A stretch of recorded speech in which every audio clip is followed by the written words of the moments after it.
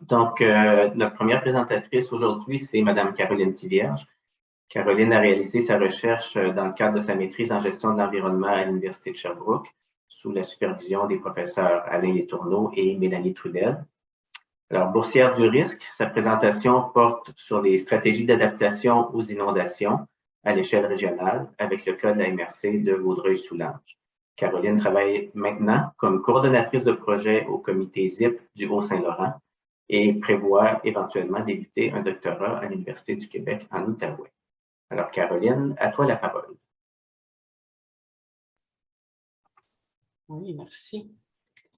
Ce sera pas très long, je vais partager mon écran.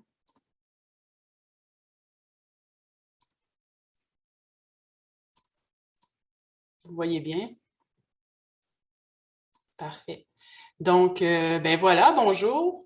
Je vais vous présenter aujourd'hui les résultats de mon projet de recherche réalisé à la maîtrise en environnement à l'Université de Sherbrooke. Donc, ça porte sur la gouvernance régionale et stratégies d'adaptation aux inondations en contexte de changement climatique. Et c'est une étude de cas de la MRC de Vaudreuil-Soulanges. J'en profite pour remercier le RISC qui a soutenu financièrement ce projet.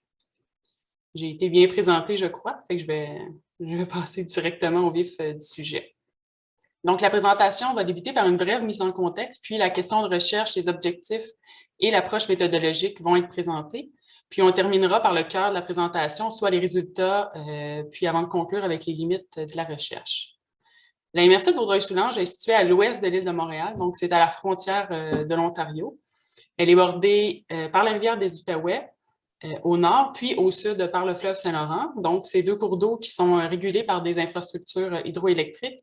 Puis, il faut savoir que les administrateurs de la MRC, ils siègent à aucun des comités de régularisation de ces deux plans d'eau, qui sont soit d'un côté interprovincial et de l'autre transfrontalier.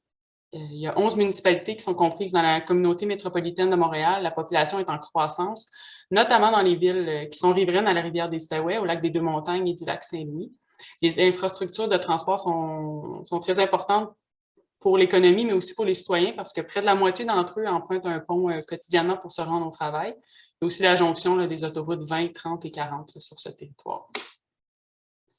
Je me suis intéressée à ce territoire, un, parce que je l'habite, mais aussi en raison des événements récents qui sont survenus. On se rappelle des inondations majeures de 2017 et 2019, notamment à Rigaud. On a pu observer également des inondations printanières ponctuelles à l'intérieur des terres agricoles, comme on voit ici à Saint-Cloud en 2014. Mais les inondations 2017-2019 qui ont causé la fermeture du pont Galipo à l'île Perrot, parce que la force du courant menaçait la structure. Il y a aussi une voie de circulation qui a été fermée sur le pont de l'île aux Tourtes à Vaudreuil-Dorion parce que l'eau inondait la chaussée. En 2017, c'est 600 familles qui ont dû être évacuées, puis 900 en 2019. C'était sur une période, en fait, de plus de 40 jours, dont 30 sans constater une décrue de la rivière des Outaouais. La crue de 2019 était 20 cm de plus importante qu'en 2017. Puis il faut savoir que la crue de 2019 avait une probabilité de dépassement annuel d'1%, puis celle de 2017 de 0,3%. Au Québec, on peut s'attendre à des hausses significatives pour tous les indices de précipitations abondantes et extrêmes, et ce, pour toutes les régions. Donc, on projette des augmentations des précipitations printanières, automnales et hivernales, une réduction des précipitations hivernales sous forme de neige, mais au profit de précipitations sous forme de pluie. Puis, en plus du réchauffement annuel moyen des températures, les changements climatiques on voit, ont un impact sur les précipitations, mais sur tout le régime hydrique. Au sud du Québec, on pourrait donc assister à des débits hivernaux plus élevés et un devancement des crues printanières. Les propriétaires de barrages hydroélectriques doivent donc s'ajuster à ces variations-là. Il y a aussi des épisodes de pluie intenses et abondantes qui pourraient causer des crues subites et ponctuelles, notamment dans les plus petits bassins versants. Ça pourrait causer également différentes problématiques d'érosion des surverses municipales, un lessivage des sols, par exemple. Donc, devant les incertitudes qui sont inhérentes au changement climatique et à la modification du régime hydrique, la mise en place d'une stratégie d'adaptation s'avère complexe pour les administrateurs locaux. Comme je disais, la MRC de Vaudreuil-Soulanges ne siège à aucun comité de régularisation des cours d'eau qui bordent son territoire, donc elle a pour ainsi dire aucune emprise sur les volumes d'eau à recevoir. Mais ça ne veut pas dire qu'elle ne peut pas agir pour réduire les impacts négatifs de futures inondations. Donc, dans le cadre de cette recherche, je me suis demandé quelles stratégies d'adaptation sont requises, donc nécessaires, et du ressort, donc à la portée de la MRC de Vaudreuil-Soulanges pour réduire les impacts des inondations sur son territoire en contexte de changement climatique. Comme l'évaluation du risque et l'aléa est toujours en cours sur le territoire, je suis allée plutôt d'une approche constructiviste là, pour évaluer les vulnérabilités du territoire. Donc, qui mieux que les acteurs eux-mêmes pour identifier ce qu'ils jugent être une vulnérabilité face aux inondations. Puis les objectifs du projet étaient de définir les principales vulnérabilités du territoire face aux inondations, d'identifier les stratégies d'adaptation en place actuellement, de cibler avec les acteurs du milieu les stratégies d'adaptation qui seraient requises, puis de déceler des pistes d'action à la portée d'une MRC et d'une municipalité pour réduire les impacts des inondations sur son territoire. Donc, pour y parvenir, il y a deux approches qui ont été utilisées. Donc, d'une part, une revue de littérature, mais aussi une approche qualitative, le groupe de discussion. Donc, le webinaire aujourd'hui, je vais me concentrer là, sur la seconde approche. Pour rendre compte de la complexité des enjeux et de la multidisciplinarité de la formation d'un groupe de... en fait, la formation d'un groupe de discussion, c'est la méthodologie qui a été privilégiée. C'est une approche qui est qualitative. C'est indiqué généralement pour des projets comme ça qui sont de type interdisciplinaire. Ça permet aussi d'assurer une compréhension commune des questions et des différents concepts abordés, donc entre les différents participants. Puis cette formule, c'est à la fois souple et structuré. Ça permet aux participants de s'exprimer librement sur un sujet sans être contraints, là, soit par un cadre rigide ou prédéterminé, comme ce serait le cas là, pour un sondage, par exemple. De plus, la dynamique du groupe peut permettre d'enrichir les discussions par un effet d'entraînement, donc par rapport à des entrevues individuelles, par exemple. Donc, l'opinion de l'un peut aider à forger celle d'un autre, tout comme stimuler la créativité là, des autres participants. Soit dit en passant, ça ne signifie pas que les résultats de cette étude ne pourraient pas être transposés dans une autre recherche. Là, dans la littérature, il semble que la recherche de la généralisation soit surévaluée et que l'étude de cas, au contraire, soit sous-estimée en sa qualité de transférabilité. Donc, l'étude de cas qui est étayée par des données qui sont recueillies dans un groupe de discussion bien ciblé, mais ça demeure utile pour approfondir une question. Puis, ça peut représenter un intérêt pour d'autres chercheurs là, qui voudraient aborder cette question-là, mais dans un autre milieu. Donc, ces 12 invitations au total qui ont été lancées. Il y en a 8 d'entre elles qui ont été acceptées. On a eu un désistement le jour même de la rencontre. Donc, c'est 7 participants qui ont pris part à la rencontre. C'est des acteurs qui étaient issus de différents secteurs. Donc, on avait des acteurs de la gestion intégrée de l'eau, des responsables de la sécurité publique, de la cellule de crise qui a été mise en place en 2017, des élus municipaux, des responsables de l'aménagement du territoire et en urbanisme. Donc, c'est la composition du groupe. Il manquait, par contre, là, des représentants du secteur de la santé, des services sociaux, puis un acteur là, du secteur de la recherche scientifique. Donc, c'était parmi les gens qui étaient ciblés. Mais les résultats tendent à montrer que l'acquisition de données et les aspects de santé et de sécurité ils ont quand même été bien discutés en dépit de l'absence de ces acteurs-là. Les acteurs collaborent de près avec des gens de ces secteurs-là, donc ils étaient quand même au fait, étaient sensibilisés à ces domaines-là. Il y avait un guide de discussion qui servait à orienter les discussions selon 3 thématiques. Donc, d'abord, les vulnérabilités, les rôles et responsabilités, donc la perception des acteurs face à leur propre rôle, leur propre pouvoir d'action, puis finalement, les stratégies d'adaptation requises.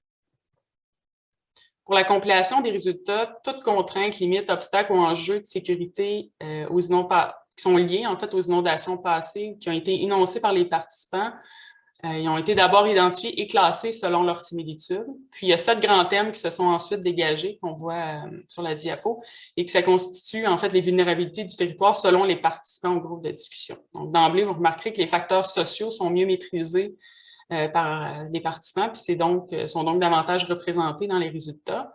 Les facteurs biophysiques sont moins présents, mais les acteurs y en étaient conscients, puis cherchent, vous allez voir, là, à réduire cet écart dans les connaissances. Donc, ce qui est ressorti au niveau des vulnérabilités, donc le déséquilibre entre les responsabilités assumées par une MRC et ses municipalités pendant et après un épisode d'inondation s'identifie comme une vulnérabilité. Les participants ils ont déploré le manque de précision dans l'approche gouvernementale en matière d'adaptation aux inondations, tout autant que le manque de vision en matière de sécurité civile. On se questionnait à savoir si le gouvernement il favoriserait un déplacement des quartiers ou une approche totalement différente. Donc, ces orientations-là sont perçues comme essentielles là, dans la définition de leur propre stratégie d'adaptation, mais aussi pour ajuster leur cadre réglementaire.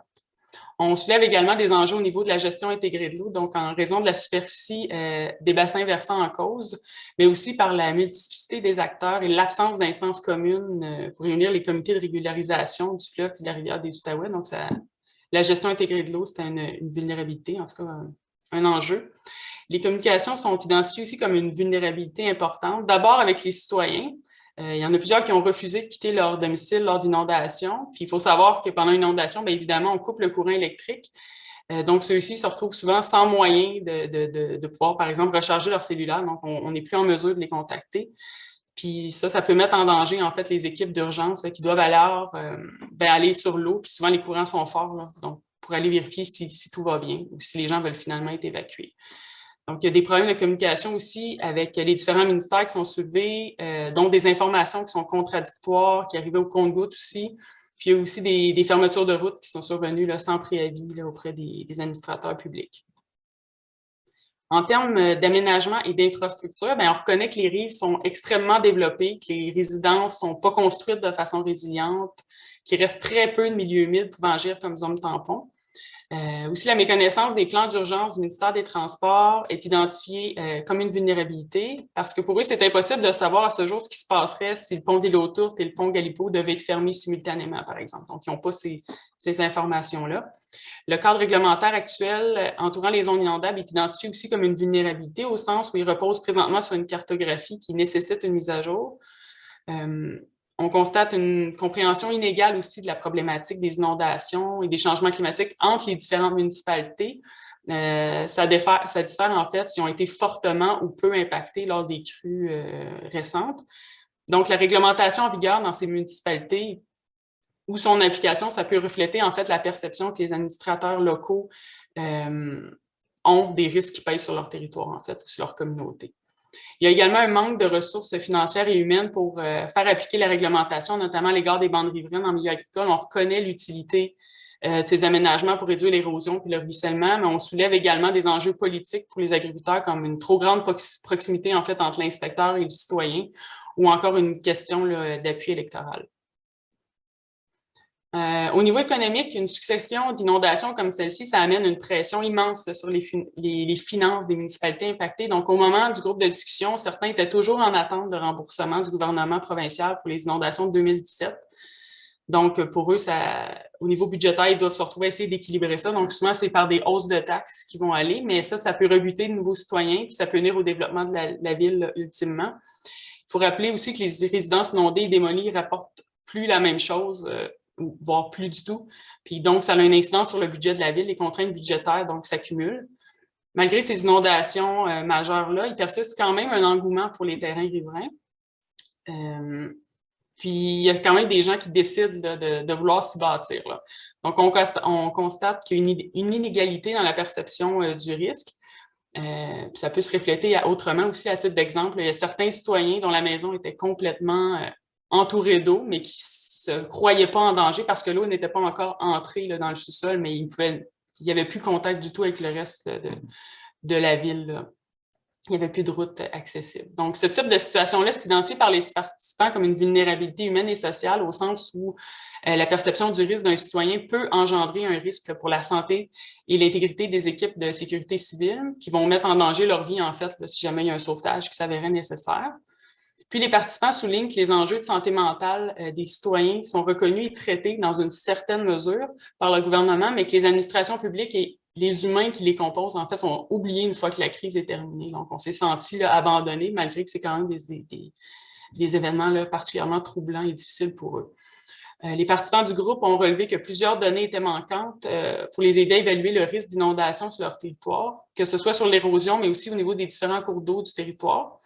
Aussi, face au barrage hydroélectrique, les participants mentionnent qu'il est difficile d'évaluer les risques qui pèsent sur leur territoire, comme ils n'ont pas accès au plan de gestion et d'urgence des infrastructures. Donc, on donnait comme exemple, en fait, le barrage de Carillon, là, quand ils ont ouvert les portes pour laisser passer plus d'eau, ça a créé des problèmes d'érosion majeure à Pointe-des-Cascades. Puis les participants étaient convaincus qu'il y a des études qui avaient déjà été faites en amont, mais qui n'avaient pas eu la chance de consulter.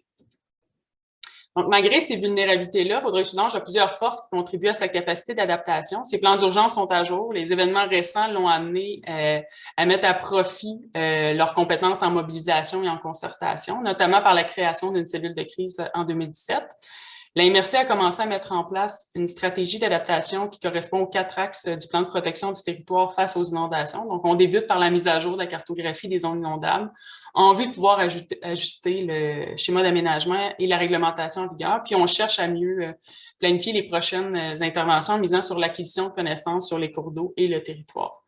La MRC est proactive, elle ne prend pas pour acquis que les événements à venir impacteront de la même façon les mêmes secteurs qui ont été inondés en 2017 et 2019. Elle prend en compte différentes projections hydroclimatiques qui sont documentées par des outils de modélisation pour évaluer les impacts possibles découlant des différents scénarios. Elle collabore d'ailleurs avec l'INRS sur cette question-là. On peut dire qu'en s'appuyant sur des méthodologies scientifiques reconnues, puis en se dotant de moyens pour acquérir ces données-là, la MRC de Vaudreuil-Soulanges suit une trajectoire là, qui favorise l'adaptation. En matière d'adaptation aux inondations, les participants croient avoir un certain pouvoir d'action à l'échelle locale et régionale, mais se sentent limités par leur champ de compétences et par le manque de ressources financières. À titre d'exemple, ils souhaiteraient qu'on leur attribue la responsabilité des bureaux de rétablissement, la gestion des programmes qui y sont associés, de même que les budgets qui s'y rattachent. Pour eux, c'est une crise civile qui devrait être gérée par les municipalités puisque ce l'est déjà en ce sens-là. Donc, on doit leur accorder le pouvoir et les ressources pour l'affronter selon eux. Cela dit, il a été possible de dégager quelques pistes d'action à la portée de la MRC pour réduire des vulnérabilités énoncées lors du groupe de discussion. Donc, puisqu'il n'est pas possible pour les administrateurs de Vaudreuil-Soulanges d'améliorer la façon dont les ministères travaillent et transmettent les informations, bien, ils doivent se concentrer sur ce qu'ils peuvent bonifier. D'abord, sachant que plusieurs citoyens vont refuser de quitter leur résidence lors d'une prochaine inondation, bien, il apparaît important de mieux les préparer. Ça pourrait être par un plan d'action de communication qui peut comprendre des mesures préventives comme un rappel annuel qui sont en zone inondable, ce qu'ils peuvent faire individuellement pour se protéger, ce qu'une trousse d'urgence devrait comprendre, etc. On peut aussi développer des outils d'aide à la décision, comme une application mobile ou une carte interactive pour suivre l'évolution de la crue en temps réel, comme c'est le cas à Sherbrooke. En termes de planification, bien, réunir la cellule de crise et les municipalités en dehors d'une situation d'urgence, ça faciliterait en fait la mise à jour des plans d'action, puis d'identifier des lacunes possibles. Ça peut aider également à trouver des solutions compensatoires, comme par exemple prévoir l'accès à des navettes là, si jamais il y avait un blocage de route ou de pont. La gestion des bénévoles était aussi identifiée comme quelque chose de lourd lors d'une inondation, là, mais on pourrait donc prévoir à les former en amont d'une crise, là, comme on le fait comme pour des pompiers volontaires, par exemple. Ça pourrait réduire la charge là, au niveau de la gestion de ceux-ci pendant une crise. La démarche de réalisation des plans régionaux des milieux humides et hydriques, c'est aussi une occasion de sensibilisation à l'importance de ces milieux. Donc, c'est peut-être une opportunité à saisir. Puis en ce qui a trait à la réglementation, on pourrait adopter un moratoire sur la construction en rive, le temps que la nouvelle cartographie des zones inondables soit prête, puis ainsi limiter le nombre de résidences qui seraient à risque d'être inondées. Puis en ce qui concerne les bandes riveraines, la MRC des Mascoutins embauche, eux, un inspecteur pour vérifier le respect de la réglementation des bandes riveraines dans ces municipalités. Donc, c'est plus la responsabilité des municipalités, c'est vraiment géré au niveau de la MRC. Donc, ça pourrait être une solution intéressante là, pour pallier aux enjeux financiers et politiques là, qui étaient nommés là, précédemment. Les échanges du groupe de discussion ils ont aussi permis de relever que la perception du risque est très variable entre les individus et même entre les municipalités du territoire. Donc, dans un même ordre d'idée, dans la littérature, on mentionne que des perceptions trop optimistes, voire erronées, peuvent prédisposer en fait une collectivité à subir les effets néfastes d'aléas climatiques. Donc, on peut penser que les divergences dans les perceptions du risque sont plus que des obstacles en fait, mais bien une vulnérabilité pouvant nuire à la capacité d'adaptation, notamment quand ces perceptions-là nuisent à la mise en place de stratégies d'adaptation. Donc, la création d'une communauté de pratique entre élus et employés des municipalités du territoire, ça pourrait favoriser le transfert de connaissances et aider à harmoniser en fait les perceptions. Il en va de même pour la réalisation d'un plan d'adaptation au changement climatique. C'est une démarche qui rassemble tous les acteurs du territoire, les citoyens. Ça les amène à développer une compréhension commune de la problématique, puis d'harmoniser aussi la perception du risque qu'ils en ont.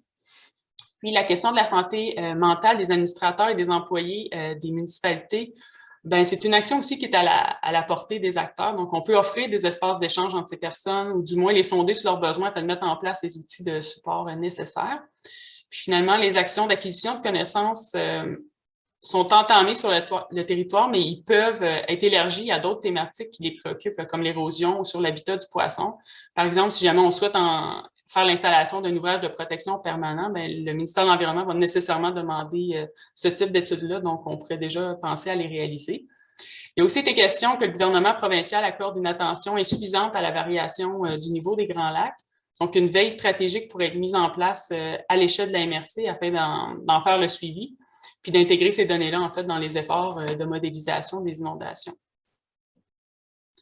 Finalement, les limites de la recherche, bien, la composition de l'échantillon couvre plusieurs secteurs importants de la gouvernance de l'eau à l'échelle régionale, mais le nombre demeure tout de même petit et leur avis, ce n'est pas nécessairement représentatif de l'ensemble des acteurs du milieu.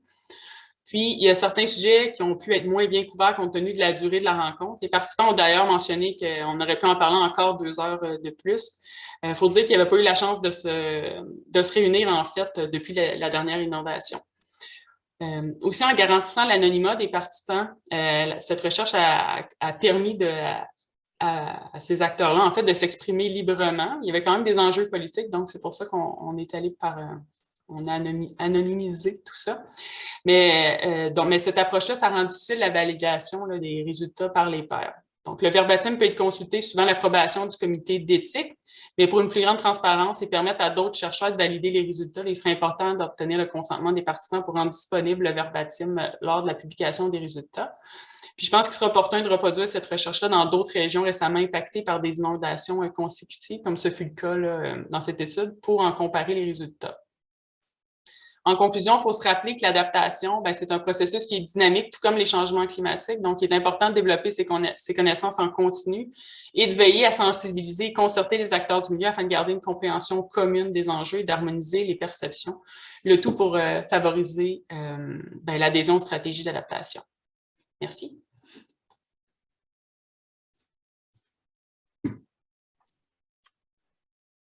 Alors, merci beaucoup, Caroline. C'est très intéressant. En fait, moi, je suis impressionné de la quantité d'informations que tu as réussi à sortir de ce groupe de discussion-là, même s'il y avait peu de gens, comme tu dis, que c'est peut-être pas représentatif, mais tu as sorti énormément d'informations qui peuvent être utilisées. Je pense d'ailleurs que tu as publié, je crois, est-ce que c'est juste ton mémoire de maîtrise que tu as publié ou s'il y a eu aussi un autre document là, qui résumait un peu tes résultats? Pour le moment, c'est le mémoire de maîtrise qui est publié, disponible là, sur le site Savoir de l'Université de Sherbrooke. Excellent. On va passer à la période de questions. S'il y en a qui ont des questions soit via le chat ou simplement lever la main. Oui, Philippe. Merci beaucoup, Caroline. Excellente présentation. C'est vraiment très intéressant. Alors, je vais avoir 2 petites questions. Une sur ton échantillonnage, juste pour revenir là-dessus. D'abord, quand et auprès de qui ces groupes de discussion ont été faits? Et deuxième élément qui reliait évidemment à l'échantillonnage, est-ce qu'il y a des questions aussi qui ont été, ou des échanges qui ont porté sur le risque lui-même? Est-ce que les gens ont une connaissance du risque et ça, de quoi on parle quand on parle des inondations dans ce secteur, mettons, de la MRC Vaudreuil-Soulanges? Voilà, 2 questions. Oui, pour l'échantillonnage, en fait, le groupe de discussion a eu lieu à la mi-avril dernier, donc en 2021.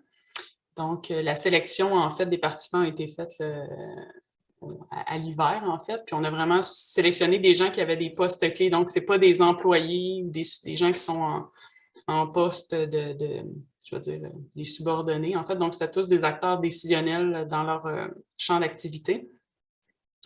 On cherchait vraiment à couvrir les différents aspects. Donc, on voulait autant des élus que des administrateurs publics, des gens qui touchaient autant à l'urbanisme, à l'aménagement du territoire, que des gens qui touchaient à la sécurité civile. C'est ça, comme je disais, on aurait espéré avoir aussi des gens de la santé, des services sociaux, des gens de la recherche, mais les horaires ne concordaient pas, donc c'est ça. Mais comme plusieurs collaborent avec... Donc, je pense aux acteurs là, qui étaient peut-être plus issus au niveau des MRC, des municipalités. Ils travaillent de près, en fait, avec les équipes de recherche qui mettent à jour la cartographie actuellement. Donc, l'équipe en géomatique aussi, ils sont quand même très proches du terrain. Donc, ils étaient quand même en mesure de d'aborder ces questions-là aussi. Puis on a déterminé aussi juste un 2 heures parce qu'on ne savait pas trop aussi quand on a planifié le groupe de discussion si on aurait des inondations. Et puis là, ça aurait peut-être encore joué sur la disponibilité, donc on a joué un peu plus sûr comme ça. Puis au niveau du risque, c'est pas quelque chose qui a été tant abordé pendant la rencontre parce qu'on savait en amont par la revue de littérature, en fait, que c'est toujours en cours d'évaluation. Donc, ils sont en train de déterminer le risque sur leur territoire. Donc, c'est pour ça qu'on est allé par une approche plus de vulnérabilité parce que c'est quelque chose qui était plus à leur portée. Il y avait des préoccupations pour certains secteurs en particulier. Je pense notamment à la baie de Vaudreuil, là où il y a des installations de traitement d'eau potable, puis, services de santé, écoles secondaires. Donc, il y avait des préoccupations sur des secteurs en particulier, mais il n'y avait pas nécessairement cette connaissance-là du risque.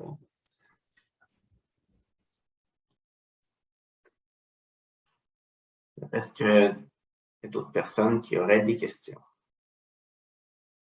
Oui, Tiffany.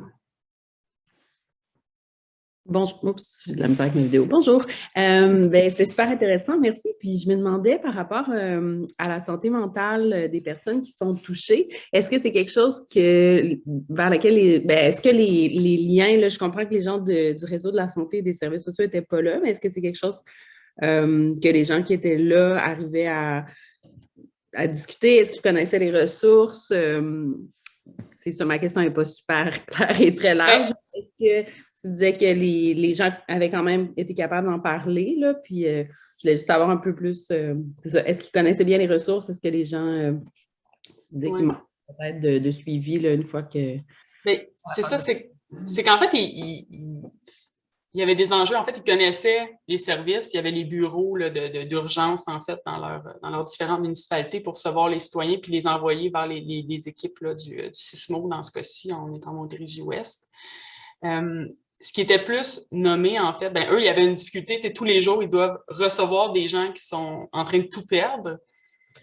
Donc, eux, les employés ne sont pas habitués à ça, ne sont pas formés à ça non plus. Donc, oui, il y avait des ressources pour les citoyens, mais le stress que ça a généré chez ces personnes-là qui travaillaient finalement, au final, 7 jours sur 7 pendant plus de 40 jours, et même au-delà, parce que ça, c'est pas réglé. C'est pas parce que l'eau est partie que c'est réglé.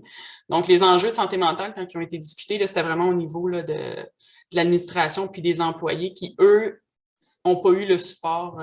Il n'y a pas de support prévu pour eux là, après ou pendant l'inondation nécessairement. Donc, c'était surtout cet enjeu-là. Le champ lexical était vraiment fort aussi là, pendant les échanges. On parlait d'apocalypse. Pour eux, c'était vraiment ça. Tu sentais l'état de crise là, qu'ils ont vécu. Puis on était quand même 2 ans plus tard. On sentait que c'était très frais dans leur mémoire. C'est bon, merci Tiffany. Est-ce qu'il y a d'autres questions?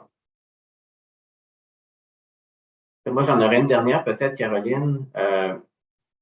C'est quoi les moyens que tu as utilisés pour transmettre les constats de ta recherche vers la MRC pour que, justement, ça serve à planifier les prochaines inondations?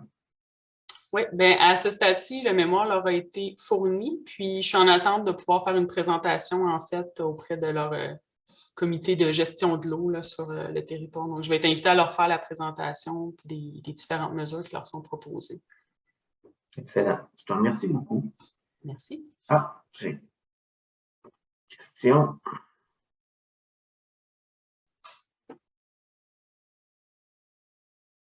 Donc, une question de Patrick Laniel. Est-ce qu'on sait si une demande de caractérisation écologique et d'inventaire faunique a été demandée par les acteurs du ministère de l'Environnement près de 3 ans après l'inondation de 2019, surtout par rapport aux espèces à statut précaire? Excusez-moi, la question est longue.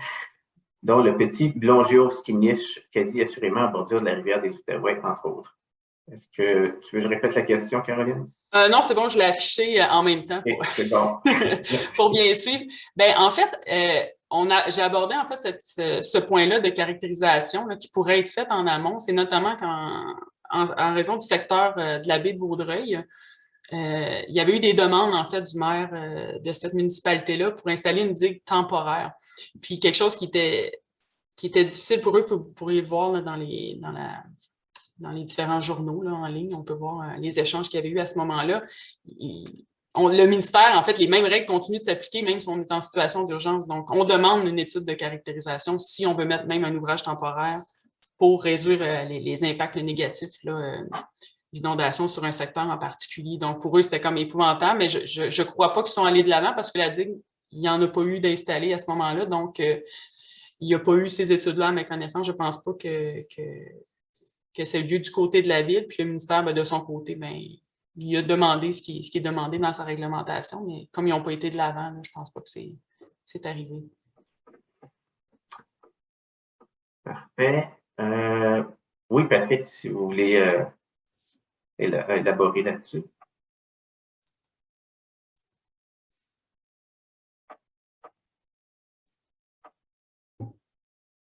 Non? OK, c'est bon. Bien, merci beaucoup, Caroline. On va passer à notre deuxième présentation de la journée. Joanie. Voilà. Donc, notre deuxième présentatrice aujourd'hui, c'est Mme Joanie Turmel. Joanie est étudiante à la maîtrise en travail social et dirigée par Marie-Hélène Morin et Gilly Lessard de l'Université du Québec à Rimouski.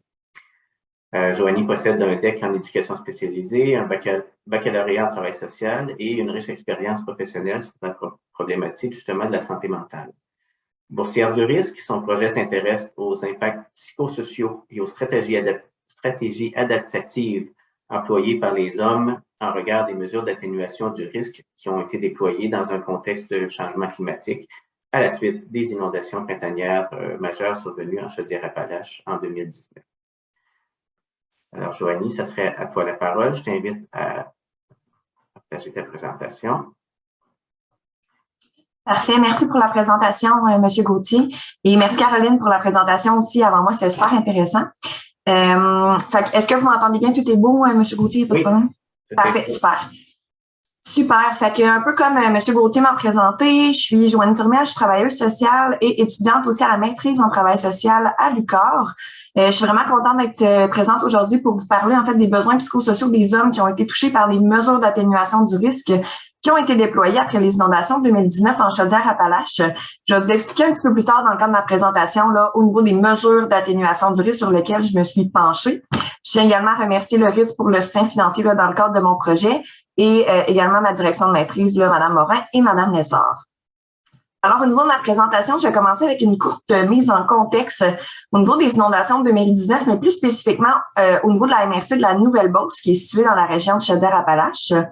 Par la suite, je vais présenter vraiment mon projet de recherche qui est toujours en cours, soit comment mon projet est né, également les détails sur mon projet, une courte recension des écrits en lien avec les différents aspects entourant la problématique de mon projet, puis les résultats préliminaires, puis il va y avoir une courte conclusion. Alors, pour débuter, au niveau de la mise en contexte de mon projet, premièrement, la Nouvelle-Beauce, vous pouvez la voir, est située là au centre de la carte environ. Il y a un chiffre 260 qui est vis-à-vis. On voit que c'est vraiment proche de la MRC également au niveau de Lévis et près de Québec, en fait. Puis, elle est traversée par la rivière Chaudière, qui est celle notamment qui a débordé lors des inondations de 2019. Alors, la MRC de la Nouvelle-Beauce est constituée de 11 municipalités. De mon côté, je me suis vraiment plus centrée sur, quand on parle de la MRC de Nouvelle-Beauce, ça inclut notamment, on parle de Sainte-Marie, de Scott et de Vallée. Il y a d'autres, ça c'est toute la MRC Nouvelle-Beauce, mais moi, c'est les 3 municipalités sur lesquelles je me suis centrée. Et mon étude portait encore plus spécifiquement sur celle de Sainte-Marie. Alors, si on parle des portraits des dégâts de l'inondation de 2019 à Sainte-Marie, ça représente en fait 1600 personnes qui ont été touchées par l'inondation sur une population là d'environ 13 800 personnes. Il y a 975 bâtiments qui ont été inondés, environ 700 personnes qui ont été évacuées là pour une durée approximative de 5 jours. Puis, il y a plus de 400 bâtiments qui ont été démolis, dont plusieurs maisons et autres bâtiments là, qui faisaient partie du patrimoine. Si on parle plus de Scott et de Vallée-Jonction, ça représente en fait 30 à 40% des bâtiments qui ont été inondés. Ça, c'est à Scott, soit environ 285 bâtiments. Et à Vallée, on parle de 125 résidences qui ont été inondées. Alors, au niveau de mon projet de recherche, comment il a débuté? En fait, il est vraiment basé initialement sur une expérience clinique que j'ai réalisée. En fait, lors des inondations de 2019, j'ai été amenée à intervenir pendant la phase d'intervention, soit pendant le sinistre, puis dans la phase de rétablissement, surtout ce qu'on appelle plus à court terme, là, soit court et moyen terme, soit les semaines et les mois qui ont suivi là, le sinistre. La phase de rétablissement, ce qui est important de savoir, c'est que ça peut quand même là, se prolonger pendant des années après un sinistre. Alors moi, pendant cette expérience-là, j'ai fait plusieurs constats. Pendant la phase d'intervention, j'ai été déployée notamment au niveau du centre d'hébergement d'urgence qui a été ouvert pour accueillir notamment les personnes qui étaient évacuées. Ce que j'ai remarqué, c'est qu'il y avait notamment beaucoup d'hommes qui étaient seuls. Il y avait également plusieurs personnes qui avaient un haut niveau de vulnérabilité. On parle d'isolement, des capacités financières qui étaient limitées, des fois de la difficulté même à réaliser des activités de la vie quotidienne, là, assurer une vie au niveau de la prise de médication et tout. De façon générale, il y avait peu d'hommes qui acceptaient ou demandaient du soutien formel. Il y avait plusieurs membres ou organisations de la municipalité qui m'interpellaient pour aller rencontrer des hommes qui semblaient nécessiter du soutien. Il y avait également la détresse en lien avec la perte du domicile qui était présente chez plusieurs personnes, mais également la présence d'un sentiment d'anormalité, des propos banalisants chez certains en lien avec le deuil du domicile, à savoir, tu sais, pourquoi je trouve ça difficile comme ça, c'est juste des biens, c'était des propos que j'entendais là à l'occasion. Il y a également eu un processus de double exclusion pour certaines personnes. On parle de l'exclusion du domicile, soit du fait de devoir quitter en raison de la démolition, notamment ou des bris qui ont été occasionnés, mais également des gens qui n'ont pas été en mesure de se relocaliser dans leur propre municipalité en raison de plusieurs raisons, en fait. On peut parler de la pénurie des logements, de la hausse des prix des maisons également et du manque de maisons. Fait que c'est des éléments qui ont amené les gens à être exportés, à certaines personnes à devoir aller se reloger ailleurs. Il y a également eu un phénomène de surpeuplement des logements. Puis, de mon côté, en tant qu'intervenante, c'était vraiment un manque d'outils d'intervention là, que j'avais de mon côté que je trouvais pour vraiment accompagner les gens de façon efficace.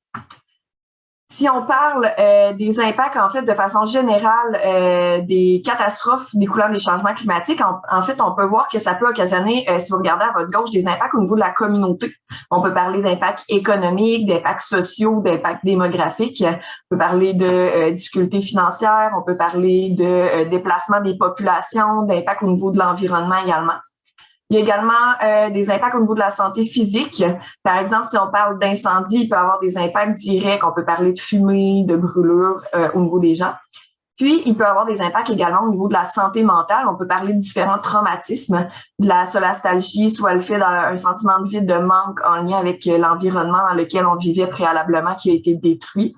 Et ce qu'on peut voir, c'est que la santé mentale là, se situe à la fin du continuum. Donc, les autres éléments également peuvent influencer les impacts vécus au niveau de la santé mentale des gens.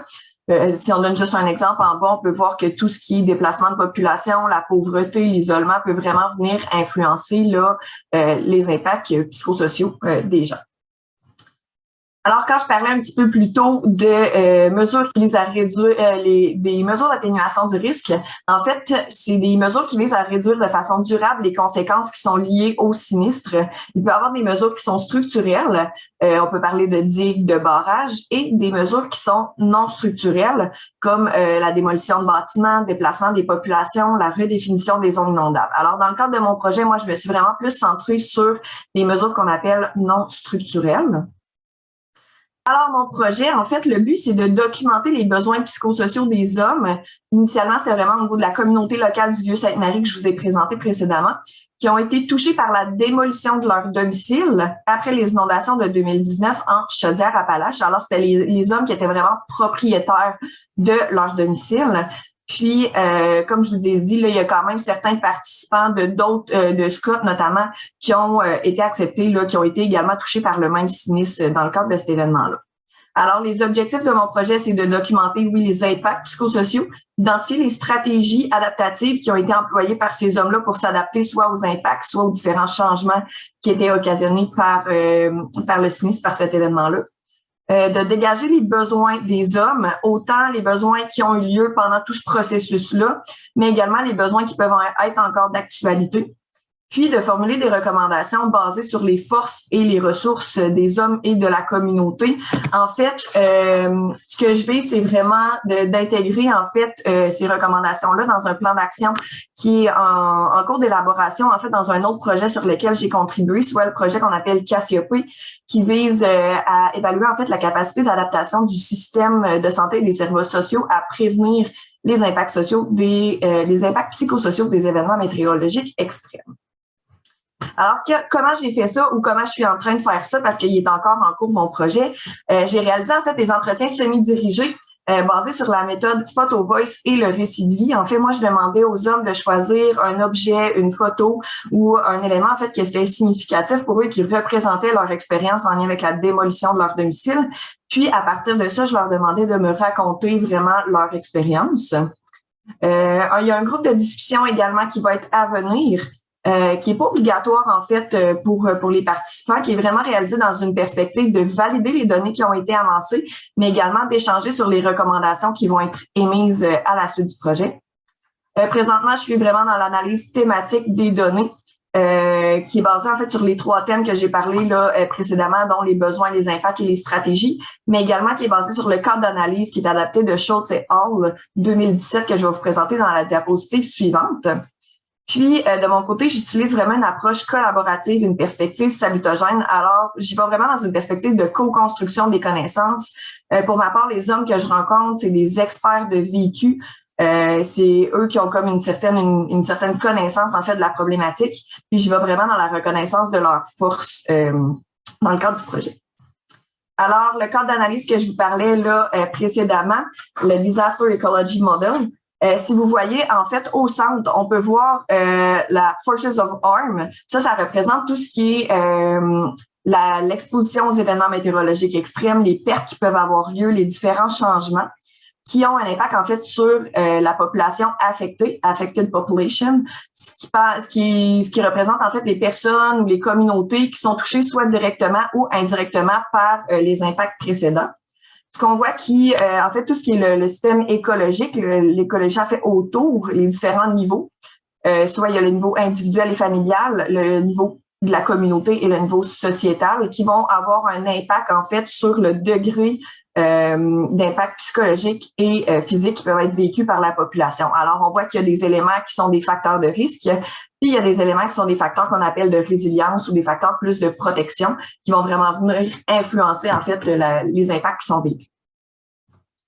Alors, si on y va au niveau de ma population cible, je vous parlais précédemment que c'était surtout les hommes du Vieux-Sainte-Marie qui sont la majorité, en fait, des participants que j'ai rencontrés. Ils sont situés le Vieux-Sainte-Marie, c'est en rose-mauve au milieu. En fait, ce qui signifie que c'est une communauté locale qui est moins avantagée là au niveau de la MRC. C'est basé, en fait, sur un indice de santé des populations. Cet indice-là est vraiment calculé en fonction de l'indice de défavorisation sociale et matérielle et sur 4 autres indicateurs, soit la mortalité totale, la mortalité prématurée, les signalements qui sont retenus au niveau de la protection de la jeunesse et également les enfants là, qui ont des difficultés d'adaptation ou d'apprentissage ou qui ont un handicap particulier. Alors, j'ai ciblé notamment cette communauté-là qui était initialement plus vulnérable et qui était également touchée de façon prédominante là, par le sinistre, par les inondations, puisque la rivière Chaudière là, traverse en fait cette communauté locale. Si on parle de la population cible, en fait, les hommes au Québec et les habitants de Chaudière-Appalaches ont ce qu'on peut dire, certaines particularités qui peuvent avoir une influence sur les impacts, les besoins ou les stratégies. On peut parler de la réticence à la demande d'aide, surtout formelle, qui peut être présente chez les hommes. Au niveau de la littérature, ce qui ressort, c'est vraiment que les hommes peuvent attendre là, de plus longtemps avant de demander du soutien, que la situation dégénère ou qu'elle soit vraiment plus cristallisée. Également, au niveau des hommes au Québec, sont touchés de façon prédominante par le suicide. En Chaudière-Appalaches, c'est un des taux les plus élevés également au niveau de la province. Les hommes sont également touchés de façon prédominante par l'extrême pauvreté et tout ce qui est les difficultés d'accès à l'hébergement. Au niveau de Chaudière-Appalaches, qui est sorti dans une étude, c'est vraiment la solidarité de Beauceron qui est vue comme une force, que les gens se soutiennent entre eux. Puis, il y a les valeurs également d'autonomie et d'indépendance qui seraient priorisées, en fait, autant chez les hommes que chez plusieurs résidents là, de Chaudière-Appalaches. qui viennent influencer notamment les stratégies qu'ils vont employer ou la façon d'agir face à un événement de la sorte, par exemple. Pourquoi parler d'un domicile, en fait? Pourquoi s'attarder à l'impact de la perte d'un domicile? Une maison, en fait, ou un milieu de vie a plusieurs fonctions. On peut parler de la fonction symbolique. En fait, c'est un lieu où est-ce qu'on va avoir des habitudes, où est-ce qu'on va accumuler des souvenirs, des symboles. Sur le plan affectif, en fait, c'est un lieu où est-ce qu'on va avoir une certaine intimité, que les gens vont s'attacher. Également, la stabilité du logement va avoir une influence également sur la stabilité affective et relationnelle. Sur le plan identitaire, en fait, souvent, c'est un espace qu'on va mettre à notre goût, qu'on va pouvoir projeter notre identité, qu'on va se sentir plus chez soi. Sur le plan, en fait, social, souvent, on va habiter avec d'autres personnes, on va avoir à communiquer, à échanger, on va être entouré également de voisins. Alors, souvent, c'est un lieu qu'on appelle des repères sociaux. Sur le plan psychologique, c'est un endroit où est-ce que souvent on va se sentir à l'abri, on va se sentir protégé, on va vouloir se reposer. Ça, c'est un élément qui a notamment été affecté par les inondations puis par la démolition du domicile. Le fait que les gens n'étaient plus nécessairement à l'abri dans leur domicile, ont dû être évacués, se sont sentis envahis par l'eau qui entrait dans leur domicile. Puis, sur le plan économique, en fait, une maison ou un milieu de vie va vraiment être ce qu'une personne va posséder de plus cher souvent dans sa vie là, au cours de sa vie. Si on parle des impacts de la perte de domicile, il y a très peu d'études qui se sont penchées là-dessus, mais il y en a certaines. Ce qui est ressorti, en fait, c'est que le fait de perdre un domicile peut occasionner certains symptômes qui peuvent être apparentés au deuil complexe et persistant, comme de la difficulté à accepter la perte, la difficulté à composer avec les souvenirs positifs de la maison, une détresse importante et durable qui peut être vue sur le plan social, affectif, économique. On peut parler des difficultés conjugales et familiales, des difficultés financières. Il y a également une perte de sens au niveau de l'identité, au niveau de la vie. Par exemple, les gens pour qui le domicile, c'était un projet de retraite ou un investissement au long cours, ça peut avoir un impact à ce niveau-là.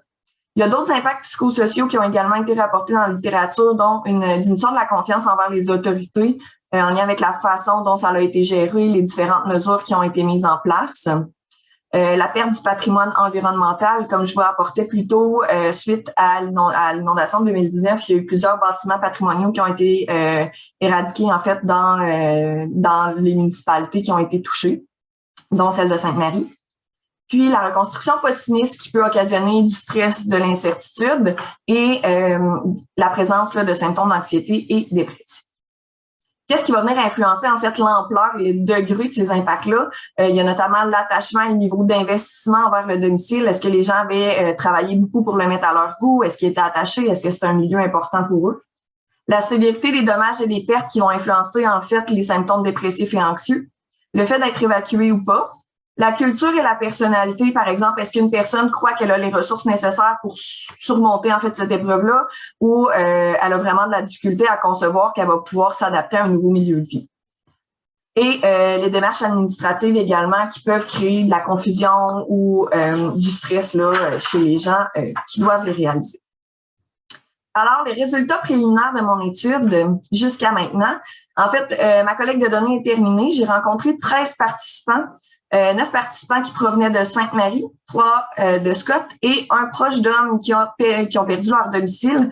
En fait, on a accepté cette personne-là, même si elle n'avait pas été touchée directement, puisque les proches en question de cette personne-là n'étaient pas en mesure de témoigner de leur expérience. Parce que ces 2 personnes-là sont décédées, en fait, peu de temps après avoir emménagé dans leur nouveau milieu de vie à la suite de la démolition de leur domicile. L'âge moyen des participants était de 61 ans. Le temps qu'ils ont été propriétaires de la maison était d'environ 21 ans. Et la moyenne de fois qui ont été touchés, c'était 10. Puis, il y avait un revenu moyen d'environ 53 000 $. Alors, au niveau des constats préliminaires, en fait, ce qui est important de rapporter, c'est que c'est vraiment des résultats qui sont préliminaires, qu'il y a certains éléments qui ne peuvent pas avoir de lien de causalité directe, mais c'est des constats qui seraient à explorer également davantage, notamment en ce qui concerne les problèmes de santé physique. En fait, il y a plusieurs participants qui m'ont rapporté que après la démolition de leur domicile ou après être emménagé, il y a certains problèmes de santé qui ont été informés ou qui sont apparus. On peut même parler là menant jusqu'au décès si on parle des 2 personnes précédemment, mais on peut parler du cancer, on peut parler parfois d'accidents de travail. C'est des éléments qui m'ont été rapportés. Il y a également eu la présence de symptômes dépressifs et traumatiques, comme la fatigue, les difficultés de sommeil, les cauchemars, les pensées envahissantes qui pouvaient être présentes. Il y a également des facteurs qui ont été rapportés par les participants comme influençant le niveau de détresse et les impacts qui étaient vécus. On peut parler d'accumulation de stresseurs, des inquiétudes, l'impuissance, des difficultés conjugales, des difficultés financières. Le niveau d'investissement et d'attachement qui était rapporté plus tôt dans la littérature a également ressorti en fait dans le cadre de mon projet. Le fait d'avoir mis beaucoup de temps, par exemple, d'avoir fait à la main plusieurs éléments dans la maison, d'être là depuis longtemps également. Le fait de trouver un nouveau milieu de vie. En fait, le laps de temps entre la décision de démolir le domicile et le fait de trouver un nouveau milieu de vie est vu comme une période assez anxiogène pour plusieurs. Mais le moment auquel les gens vont trouver le nouveau domicile dans lequel ils vont emménager et diminuerait là, vraiment de façon importante le stress qui est vécu. Il y a également le niveau de soutien qui aurait une influence, puis la perception de la situation et des pertes, un peu comme je rapportais plus tôt, est-ce que les hommes sentent qu'ils ont les capacités de s'organiser ou pas? Est-ce que le domicile était vu comme un héritage également? Ça, c'est des choses qui sont rapportées, qui ont vraiment été rapportées souvent, que c'était vu comme un héritage, puis c'est venu influencer également la décision de démolir le domicile ou pas. Puis, il y a des stratégies d'adaptation variées qui ont été utilisées, qui peuvent être favorables ou défavorables, en fait, pour les hommes dans le cadre de leur processus. On peut parler de s'investir dans des loisirs, de se surinvestir également dans le travail. Il y a certains qui ont vu leur alimentation être augmentée, consommer davantage. Puis, au niveau cognitif, certains, c'était vraiment qui se disaient, il y avait des pensées comme « Ah, il n'y a personne de mort, je suis capable de m'organiser tout seul, je suis capable de m'organiser, je suis capable de surmonter ça. » Fait que ça, c'est des pensées qui les aidaient là, à cheminer davantage. J'ai mis certaines photos que je trouve, à mon avis, assez parlantes au niveau du photo voice que les hommes ont accepté que je partage avec vous. Alors, pour conclure, au niveau des étapes à venir de mon projet, finaliser en fait l'analyse des données, des verbatims, réaliser une rencontre de groupe, comme je vous parlais plus tôt, valider les résultats, échanger sur les recommandations à formuler, rédiger mon mémoire, bien entendu. Puis, en fait, je pense qu'il y a des éléments qui sont importants à retenir pour l'instant, dont que les impacts psychosociaux des mesures d'atténuation du risque demeurent encore peu connus et qui restent à explorer. Que le genre, le contexte socio-démographique et les différentes vulnérabilités peuvent influencer en fait autant les impacts, les besoins et les stratégies que les gens vont adopter. Que les événements météorologiques extrêmes occasionnent en fait des impacts individuels et collectifs importants. Puis qu'il y a des pistes de recherche aussi futures qui seraient à explorer. Pour ma part, je me suis centrée sur les propriétaires de domicile, mais il faut aussi voir qu'il y avait plusieurs locataires qui habitaient ces zones-là, qui ont vécu des enjeux et des difficultés qui peuvent être différentes également, qui mériteraient d'être explorées. Puis il y a d'autres populations qui sont vulnérables aux événements météo extrêmes qu'on mériterait en fait d'explorer davantage. On peut parler des personnes âgées, des enfants, des personnes seules, des personnes qui ont un handicap ou des populations autochtones. Fait que ici, je vous ai mis seulement ma publicité au niveau de mon recrutement qui m'ont aidé à aller chercher les participants. Puis mes coordonnées, si jamais vous avez des questions ou des commentaires pour moi, ça va me faire plaisir. Alors, un gros merci. Bien, merci beaucoup, Joanie. Encore une fois, présentation très intéressante. Moi, je t'inviterai quand tu auras tes résultats finaux, de nous les transmettre pour qu'au risque, on puisse t'aider justement à mobiliser ces connaissances-là, puis à faire que le milieu preneur puisse en bénéficier. On va passer à la période de questions. J'ai vu des mains se lever qui se sont baissées tout de suite. Il y a une question dans le fil de discussion.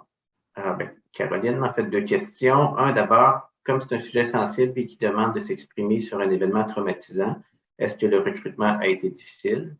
Et deuxièmement, est-ce que tu crois que les résultats seraient différents pour des hommes plus jeunes ou nouvellement propriétaires? Pour la question 1, en fait, au niveau du recrutement, je dois avouer que oui, ça a été un enjeu. Initialement, je vous ai montré ma publicité pour recruter les hommes. C'est pas ce qui a fonctionné le mieux. Je pense qu'il y a plusieurs éléments qui peuvent expliquer ça. Est-ce que c'est le genre? Est-ce que c'est le contexte qui est plus rural, si je peux dire ça comme ça? Est-ce que c'est la façon de rejoindre les gens? La publicité de cette façon-là n'a pas été la plus efficace. Ce qui a été le plus efficace, c'est vraiment la méthode boule de neige. Alors, de participant en participant, il y en a qui s'en parlaient. Ils venaient souvent de la même communauté locale, ils se côtoyaient. Fait que, il y en a d'autres qui disaient, à toi, ça pourrait peut-être t'intéresser. Fait qu'ils me remettaient leurs coordonnées. Puis c'est comme ça que j'ai réussi à avoir plus de participants. Fait que, oui, ça a été difficile, surtout en lien avec la nature, je pense, psychosociale qui était reliée à mon projet. Là, c'est un enjeu qui était super présent. Mais j'ai quand même réussi à en avoir 13, fait que de ça, je suis quand même super contente de mon côté. Puis sinon, pour la deuxième question, si les hommes, ça serait différent s'ils sont plus jeunes ou nouvellement propriétaires, ça serait à explorer. Je pense que je peux pas me positionner nécessairement là-dessus. C'est sûr qu'il y a des enjeux qui seraient différents, comme quand on parle peut-être du niveau d'attachement ou de l'investissement qui a été fait envers le domicile qui peut être peut-être différent. Ce qui m'amène à me questionner, c'est peut-être est-ce que c'est plus difficile pour les jeunes justement de devenir propriétaires ou est-ce que c'est l'intérêt de ces maisons-là qui étaient moins présentes pour des jeunes propriétaires? C'est des éléments qui m'ont amené à me questionner, mais qui n'ont pas été présents. En fait, j'ai eu peu de participants là, de très jeune âge qui étaient propriétaires. Merci. Philippe. Merci beaucoup, Joanie. Comme Caroline, vraiment excellente présentation. C'est vraiment très intéressant. Alors, je vais avoir une question, évidemment, elle est reliée au fait que, connaissant Lily et aussi Daniel Maltais, il y a des choses qui viennent du fait que je les côtoie. Et donc, tu en as parlé puis peut-être aussi te répondre là-dessus avec les premiers résultats que tu as. Parmi les facteurs de risque et les facteurs de résilience, tu as montré au niveau individuel, organisationnel, sociétal. Comme on est dans un milieu particulier, la vitalité évidemment des milieux, l'isolement, tu en as parlé comme un facteur important. D'après toi, certains hommes qui se retrouvent, et tu l'as montré, dans une situation d'isolement, mais je voudrais revenir sur la partie intervention, mais surtout rétablissement. Est-ce que l'accès aux services aussi est un enjeu d'après toi, puis aussi surtout comment ça va influencer une partie de leur capacité aussi à se rétablir, avec quelques éléments que tu as eus dans les échanges que tu as eus avec les gens que tu as pu rencontrer. L'accès aux services, l'isolement aussi, ces deux facteurs-là. Oui, au niveau de l'accès aux services, comme j'ai le goût de dire, je pense qu'au niveau de la phase de rétablissement, tu sais, il y avait moi qui étais déployée dans cette phase-là. Est-ce que c'était assez connu? Reste à voir. Je pense que la connaissance des services pouvait être limitée, mais la connaissance, tu sais, des fois, on sait qu'il y a un organisme qui existe, mais quel service exactement ils offrent? Comment je fais pour en avoir? Ça, c'est des éléments qui seraient à avoir. Également, au niveau des hommes, de façon générale, il y a la stratégie de reaching out qui fonctionne beaucoup. Tu sais, on a vu précédemment que la demande d'aide peut être plus difficile. Alors, d'aller directement dans leur milieu pour voir leurs besoins, ça peut être quelque chose qui peut être aidant puis leur permettre de connaître les différents services. Est-ce que il y a également le fait que souvent le rétablissement va être vu à très court terme après un sinistre? Ce qu'on voit encore précédemment, c'est que moi, mon étude a été faite là quand même 2-3 ans après. On voit que c'est une situation qui est encore difficile pour plusieurs hommes de ce qui m'a été rapporté. Tu sais, il y a plusieurs qui me disaient que qui pensaient pas que ça allait être difficile, qui pensaient que tout était réglé, mais que finalement, en parlant, ben ils voient que c'est encore super fragile pour eux. Fait que je pense qu'au niveau du rétablissement, il y aurait quand même une certaine vigie à faire de ce côté-là. Mais fait que, au niveau de l'isolement, je pense que ça rejoint un peu la stratégie que je parlais précédemment, l'importance d'utiliser le reaching out, surtout pour ces personnes-là qui sont isolées, qui connaissent un peu moins les services, qui n'ont peut-être pas accès non plus à certains services. Ça peut être super important et intéressant là, dans cette mesure-là. Merci, Joanie. On va terminer avec la question de Laurence Lépine. Bonjour, est-ce que vous m'entendez? Oui. OK. Bonjour, premièrement, félicitations, c'était vraiment super intéressant, surtout de réussir à faire parler des hommes comme ça, c'est pas, c'est quelque chose qui je pense, c'est vraiment une belle contribution. Ma question était par rapport à l'impact que ça pourrait avoir sur la trousse d'outils psychosociaux qui est faite justement par l'UQAR. Tu en as parlé un peu, donc les stratégies de reaching out, s'assurer que les liens sont faits entre les services, d'assurer un filet de sécurité autour de ces hommes-là. Est-ce que, de prime abord, on peut penser que ça pourrait aussi avoir une influence sur les outils qui ont été mis en place jusqu'à maintenant, puis est-ce que ces outils-là, en ce moment, peuvent répondre aux besoins des hommes que tu as identifiés? Ça peut avoir un impact sur, parce que ce qui est important de voir aussi, c'est que le sinistre a eu lieu en 2019, puis à ce moment-là, la trousse n'était pas encore déployée. Fait que je pense que il y a plusieurs mesures dans la trousse qui sont super intéressantes, qui auraient pu être déployées ou qui pourraient être déployées davantage dans le cadre de ces événements-là. Justement, le petit frère du projet ARICA qui a mené à la trousse et le projet Cassiopée dans le cadre dans lequel je parlais justement qu'il allait avoir un plan d'action régional, d'où avec un plan en lien avec la diminution des impacts là, psychosociaux. Ces recommandations-là vont peut-être plus s'inclure dans ce plan d'action-là qui serait à voir, qui pourrait influencer en fait les mesures qui seraient mises en place. Mais je pense qu'il y a plusieurs outils dans le cadre de la trousse ARICA qui seraient à appliquer davantage ou à investiguer davantage pour vraiment répondre en fait aux besoins psychosociaux des hommes qui ont été rapportés dans le cadre de mon étude, là. Si ça va influencer la trousse, ça va être à discuter avec Mme Lessard, puis à la lumière de mes résultats qui sont encore super préliminaires. En fait, Mme Lessard et son équipe, parce qu'il y a toute une équipe aussi en arrière de ça. Fait que ça serait à discuter, mais je ne veux pas me positionner tout de suite là, par rapport à ça non. C'est bon. Ben, merci beaucoup, Joanie. On va terminer là-dessus. Je vous remercie encore tout le monde pour votre participation, puis évidemment les deux présentatrices. Un très gros merci de votre part. Puis comme je vous ai dit, n'hésitez pas à recommuniquer avec nous pour vous aider à la mobilisation des connaissances. Alors merci, puis on se revoit au prochain webinaire.